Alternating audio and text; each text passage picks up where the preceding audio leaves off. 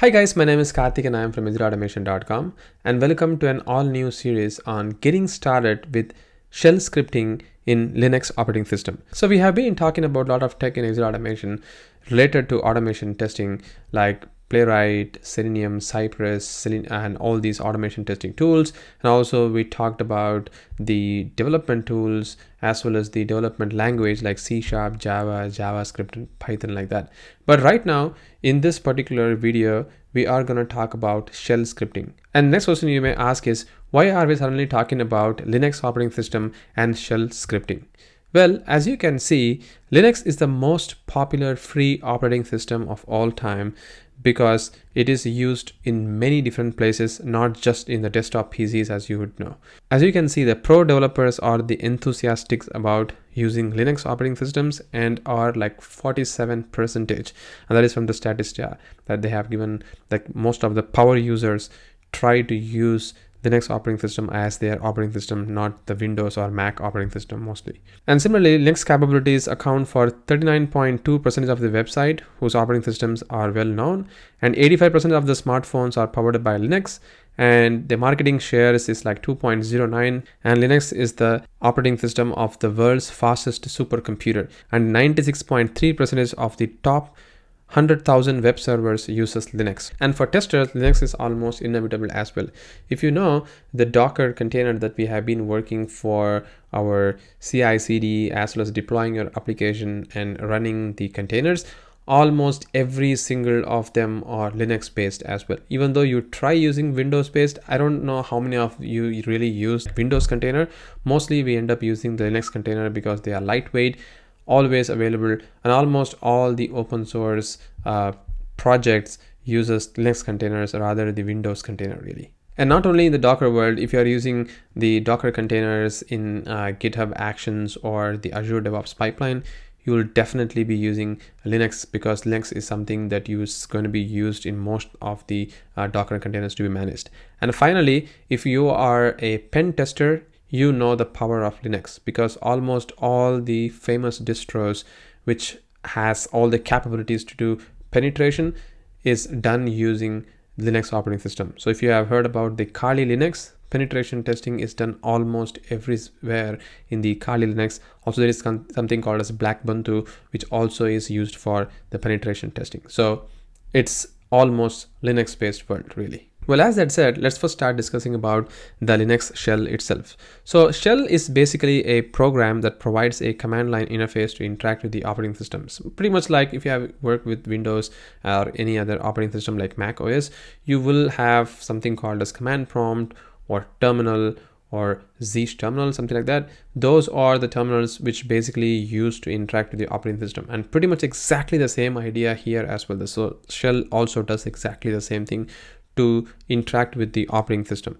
But again, there are many different types of shell available. So you might have heard about what is called as bash shell. Bash is nothing but burn again shell, but there are many different shells available in Linux operating systems in various different distros, and some of them are like sh, which is the burn shell, and then bash, which is burn again shell. And if you're using Ubuntu or Fedora or any other popular operating systems like distros, you might be using bash rather sh itself.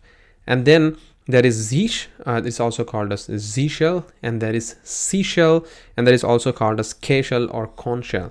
But the one that we are going to be discussing in this particular series is actually bash shell, not any other shell. But Z shell we probably touch a bit while we get at least the end of this particular series, but it is also very popular and has got a lot of advantages, and it is one of the default shell in the Mac operating system. So if you're using Mac operating system, Zeech is already baked in as a default shell. You can actually change using these shell in the Linux operating system. You can use bash, and then you can use Z shell. You can just change the shell which they are using, and then you can interact with the operating system pretty much like how we use terminal like PowerShell and command prompt to actually interact with the Windows operating system. Pretty much exactly the same idea here as well. Well, as that said, let's talk about an introduction to bash itself. Again, I'm not going to give like a whole lot of theory about the bash. Well, bash is once again one of the shell program for Linux, and you can access bash through terminal window, and bash allows the automation through scripting as well. And in this particular series, we'll be focusing on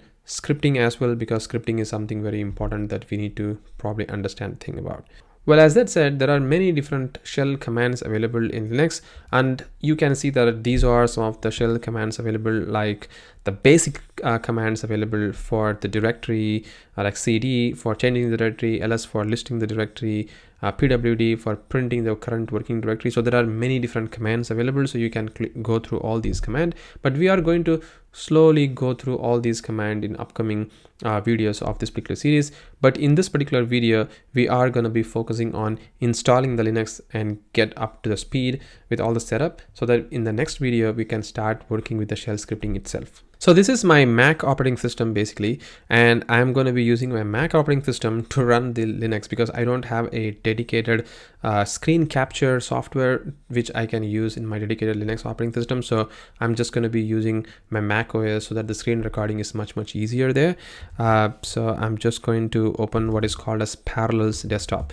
So Parallels Desktop is something which is going to help you emulate, like pretty much like a virtual machine, which help you run the different flavors of operating system. And because this is an M1 Pro machine, I don't have any other virtualization software which can run this Linux. I mean, I do have license for Parallels, and I also affiliate Parallels. So if you need coupon code or discount of using Parallels, you can just check the description below to get the discount of the Parallels. But if you are someone who is most interested with some other virtualization technology, you can go with that as well. But I'm going to be using Parallel Desktop for this particular discussion, and you can see that it's quite straightforward, and setup is very straightforward as well.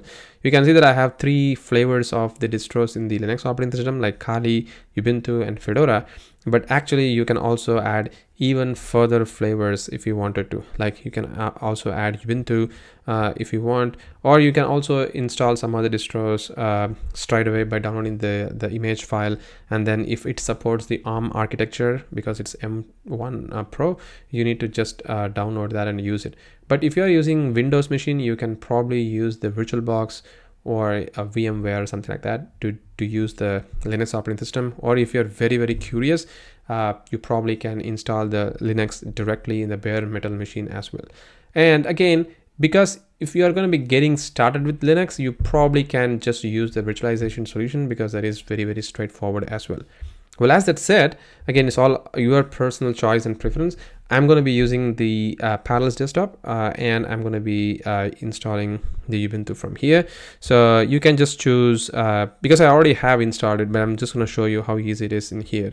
You can just choose the Ubuntu Linux here, hit continue, and if you hit download, you will see that it is going to download the whole operating system for me in like rocket speed time.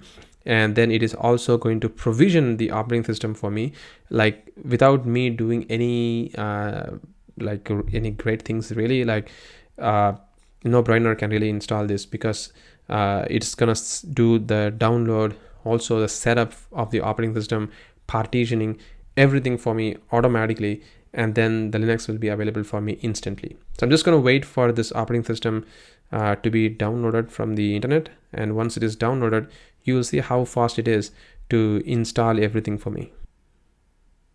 And you can see that we have a virtual machine already with the Parallels Desktop here.